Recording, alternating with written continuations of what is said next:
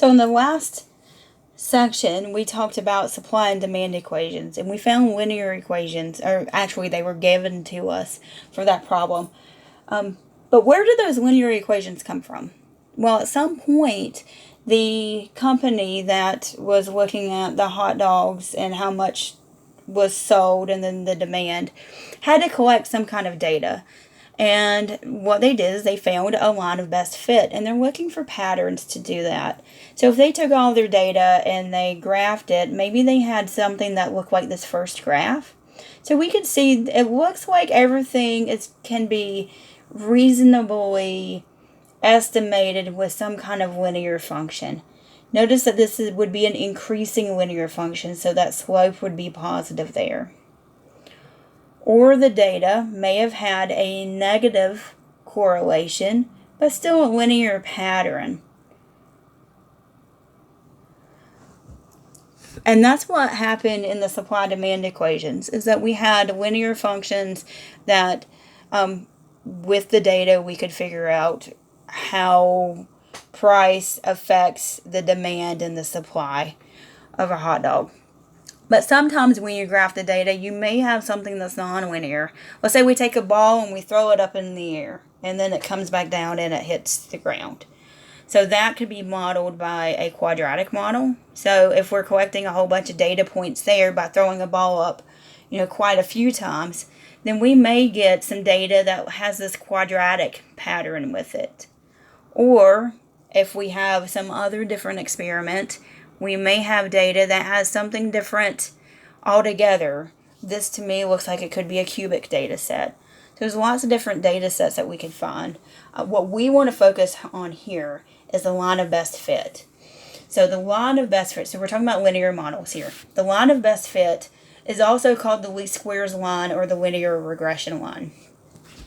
And what it does is it's minimizing the distance between all of our data points.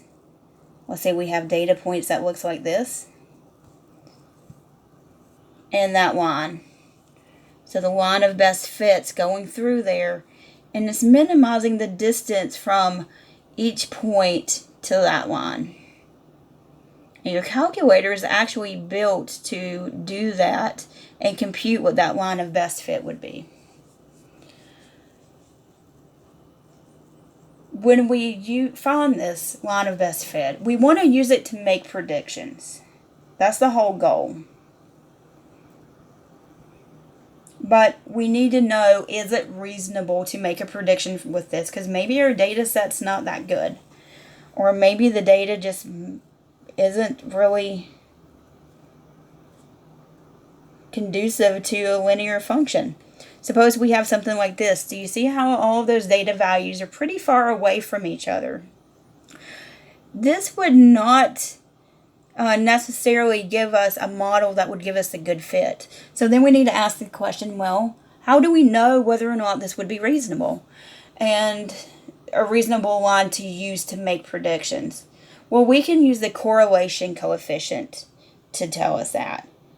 So the correlation coefficient in the calculator is going to be represented by the letter R. Now, that R value is always going to be between -1 and +1. The closer it is to -1 or +1, the better fit the line is.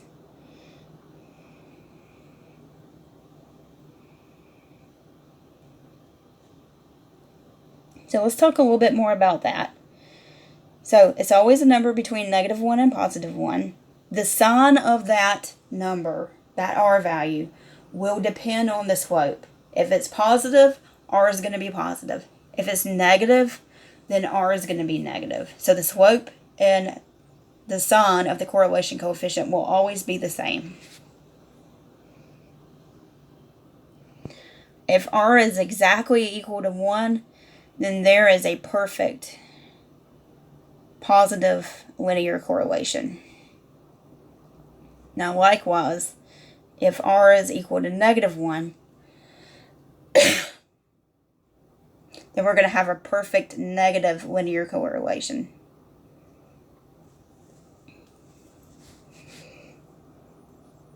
Okay, but the real guide is here that we want to be pretty close to 1 or -1.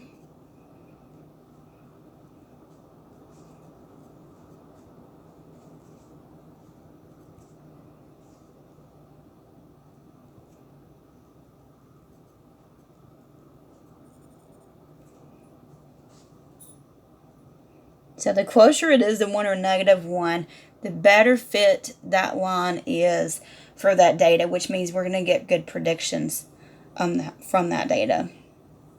If it's close to 0, then we would say there's no linear correlation.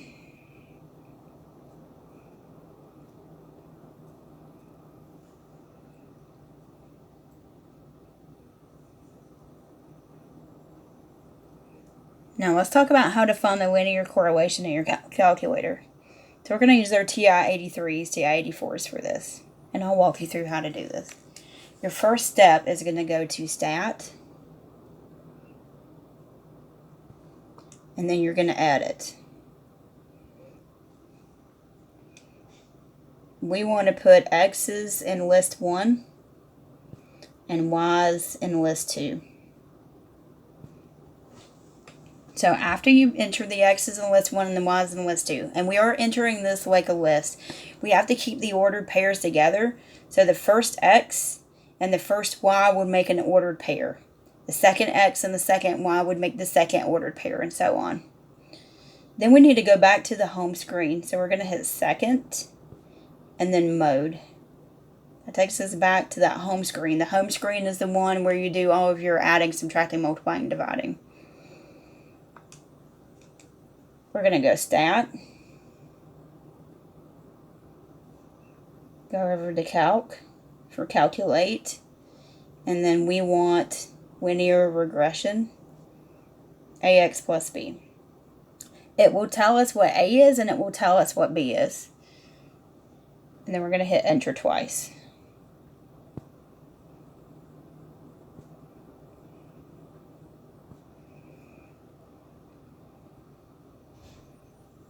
So that's going to give us that least squares equation. It's also going to give us the correlation coefficient.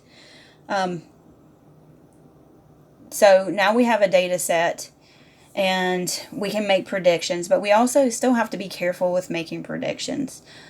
We don't want to plug in an X value that goes too far beyond the scope of the data. If it goes too far beyond the scope of the data, then we may not have reliable information. And that's called an extrapolation, when you go too far away from the values in the data set.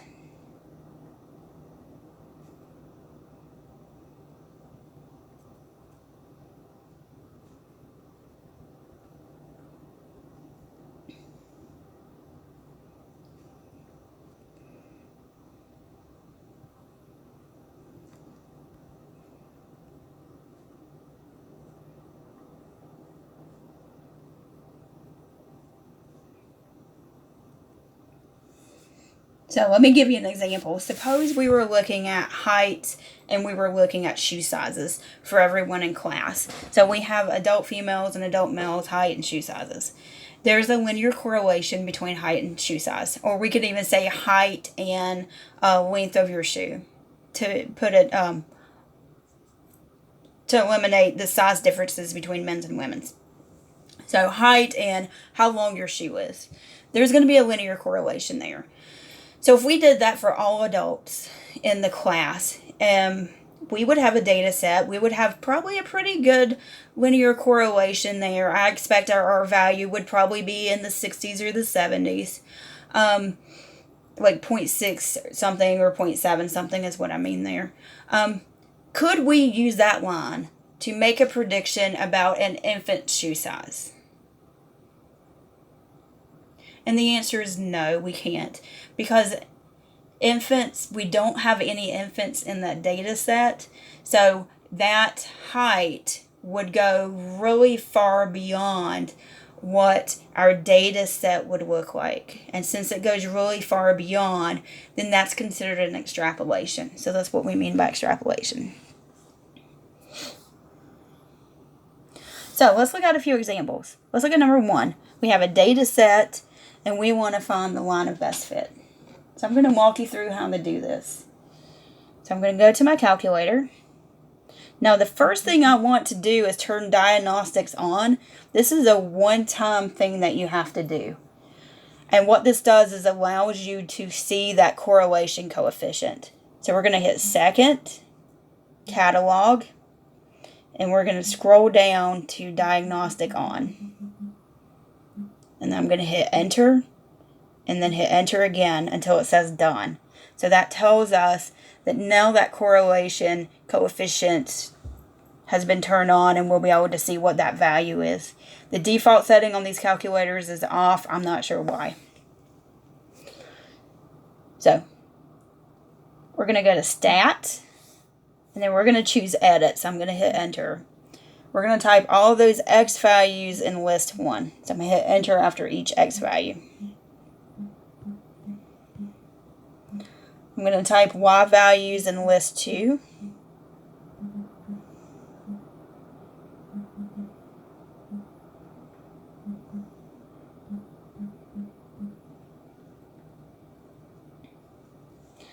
So notice the ordered pairs are lining up.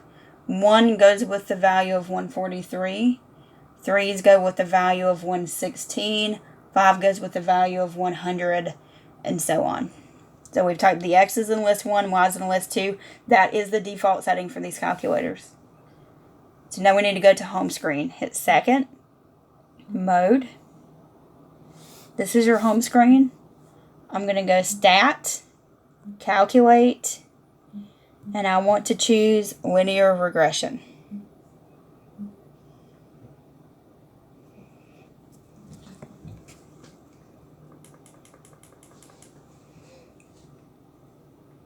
So there's our line.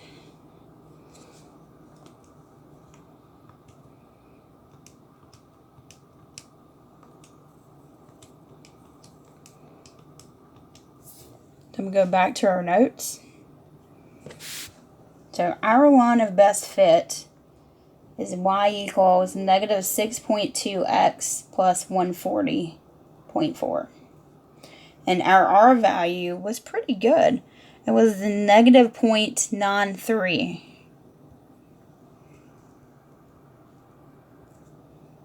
So this is pretty close to negative 1. The reason this is negative is because that slope's negative. So does there appear to be a linear correlation between the two? I'm going to say yes, there definitely does. And it's because that R value is really close to negative 1. Now, I want to show you this line on top of the data set. So I'm going to go to y equals, and I'm going to type that line in here.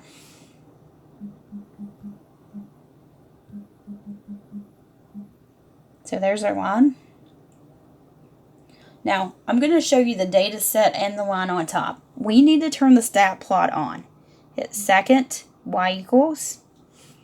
I'm going to go into the first one by hitting enter. Turn it on. Under type, I want the first type. That's the scatter plot. X's are in list 1. Y's are in list 2. Everything's set up. I'm going to go zoom. And then zoom stat. Zoom stat will automatically adjust the window to what's in list 1 and list 2. Hit graph.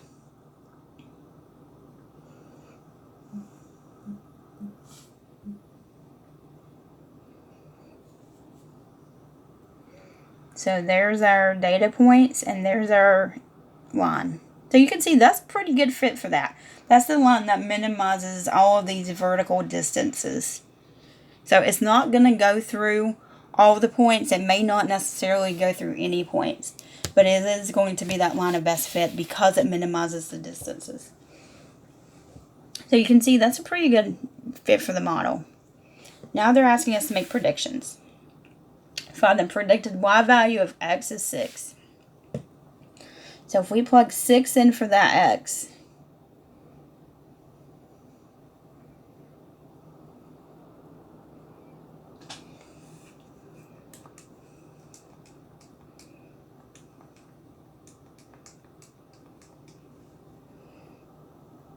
I got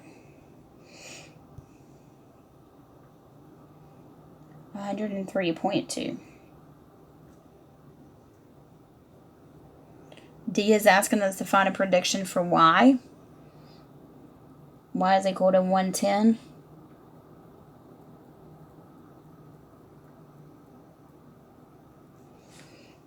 So we can plug that in for y and we can solve for x.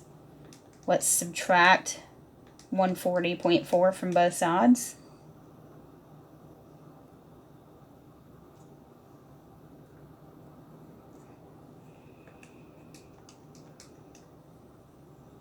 And then when I divide by negative 6.2, I'm going to round to 2 decimal places, 4.90.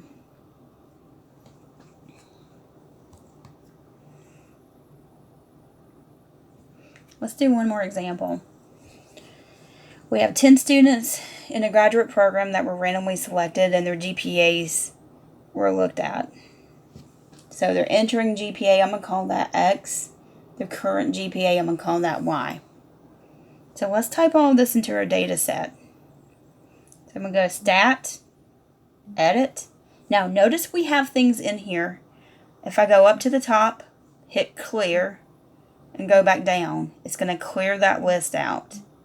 Do not hit delete. That will delete the list physically, but it will not delete the entries in the list.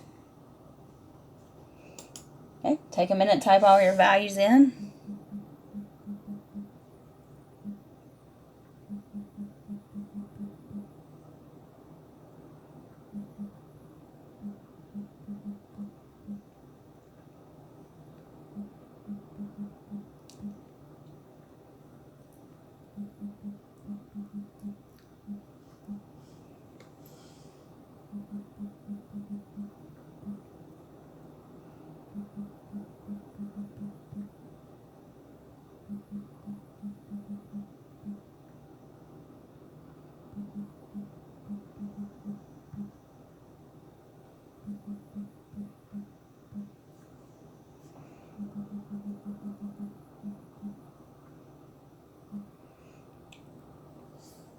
So we can see the order pairs should line up. So the first entry, that first line, should be 3.5 in the first column, 3.6 in the second column. Then we have 3.8, 3.7, and so on.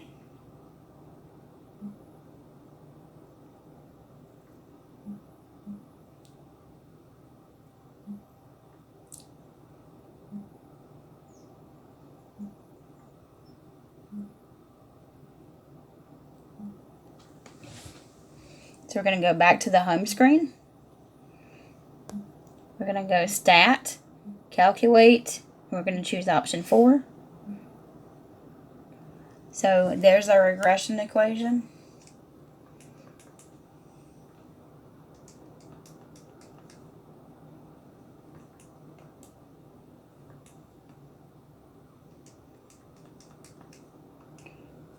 And I'm going to round to just a couple of decimal places.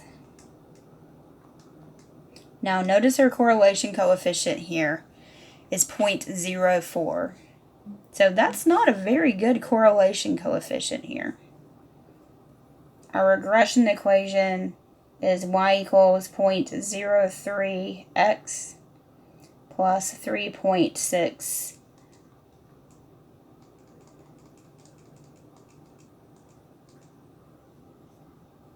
7.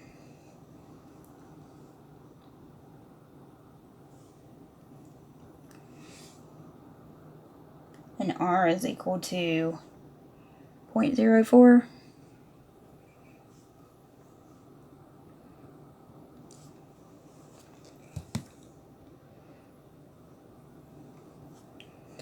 So let's graph this line.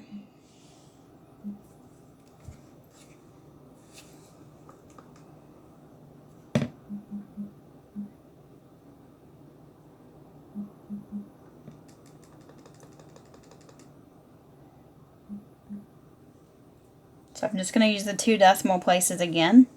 We have new data entered into our list, so I'm going to go back to Zoom. I'm going to do Zoom Stat and hit Enter. It's going to readjust my window. So you can see these data points. They're kind of all over the place. There's not really a pattern going on here. It just looks like a big blob. Which is why we're getting such a bad correlation coefficient, because there's not really a relationship between these. It's not linear. It doesn't look like it's any other type of relationship. It's just all over the place. So is there a correlation between entering and current GPA? I would say no. There's not a correlation. R value is close to 0. So, but let's make a prediction and see what happens and see if we think that if it's going to be reliable. C is asking you if the predicted GPA for someone find the predicted GPA for someone who entered the graduate program with a GPA of 3.7. So they entered with a 3.7. That's their X. We're looking for Y. And we're plugging in 3.75.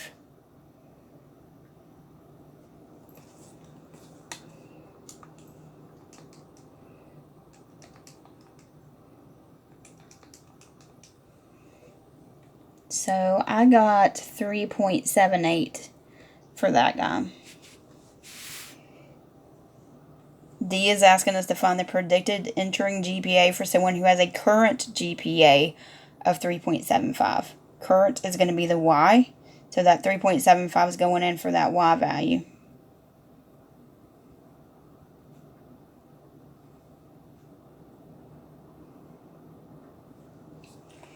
So we can subtract 3.67 from both sides.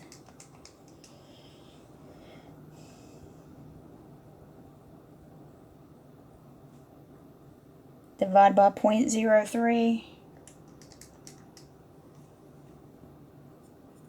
And I got 2.67 for X. Now, E is asking us, could this equation be used to accurately predict the current GPA for someone who enters the graduate program with a GPA of 3.0? I would say no. Okay, and here's why. There does not appear to be a linear correlation between these two values. And since there's not a linear correlation, then these predictions that we made in Part C and Part D, they just may not be accurate. We really don't have a way of predicting a current GPA based on what the entering GPA was, just because this data set doesn't give us a line that's reliable. Now, perhaps if we had more data, perhaps there would be a correlation, but based on the information we have here, we would have to say no. There's not a correlation between these two, so there's not a way to accurately predict.